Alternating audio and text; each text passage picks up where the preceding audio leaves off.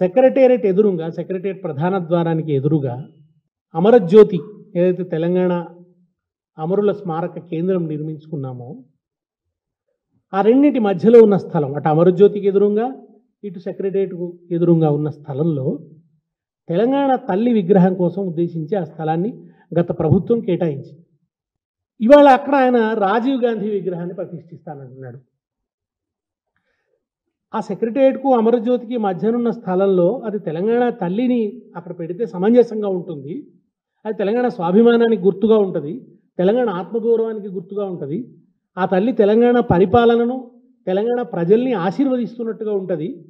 కనుక అక్కడ తెలంగాణ తల్లి విగ్రహం ఉండాలి అని గత ప్రభుత్వం నిర్ణయించింది అని అసెంబ్లీ వేదికగా చెప్పినా, పలు ప్రజావేదికలు ఆధారం చేసుకొని చెప్పినా, ఎన్ని విధాలుగా చెప్పినా ససేమిరా కాదని ఒక రాజకీయ సంకుచిత వైఖరితోని ఇవాళ ఆయన అక్కడ రాజీవ్ గాంధీ విగ్రహాన్ని ప్రతిష్ఠిస్తున్నాడు. ఒక మొండి వైఖరితో.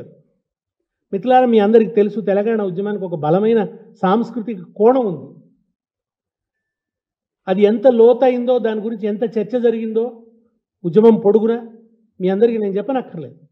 ఒక తెలంగాణ తల్లి అనే ఒక ప్రతీక ఉద్భవించిందంటే అదేదో కేసీఆర్ గారి మనసులోంచి పుట్టలేదు.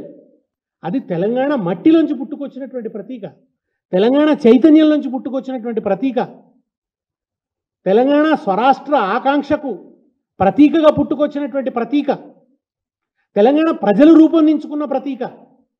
భారతమాతను ఎట్లాగైతే జాతీయోద్యమ సందర్భంలో దేశ ప్రజలు సృష్టించుకున్నారో తెలంగాణ తల్లిని తెలంగాణ ప్రజలు సృష్టించుకున్నారు తెలంగాణ ఉద్యమ సందర్భంలో.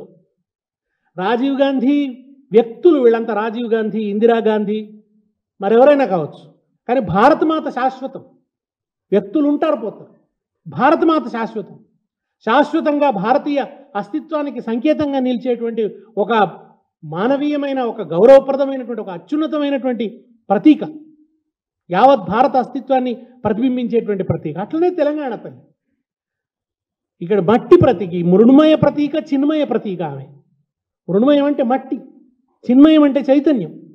ఆ రెండింటి ప్రతీక తెలంగాణ తల్లి. చాలా చర్చ జరిగింది ఇక్కడ పెట్టినటువంటి విగ్రహాల మీద. సరే, జాతీయ పార్టీల ఏలుబడి కనుక జాతీయ నాయకుల విగ్రహాలు పెట్టారు. ఆంధ్ర పరిపాలన ఉన్నప్పుడు ఆంధ్ర వాళ్ళ విగ్రహాలు పెట్టారు. చివరికి ఏమైపోయిందంటే తెలంగాణ వాళ్ళ విగ్రహాలకు చోటు లేకుండా పోయింది. సరే, కొంత తెలంగాణ రాష్ట్రం ఏర్పడ్డ తర్వాత ఒక తెలంగాణ సాంస్కృతిక పునరుజ్జీవన ప్రక్రియ అనేది ప్రారంభమైంది.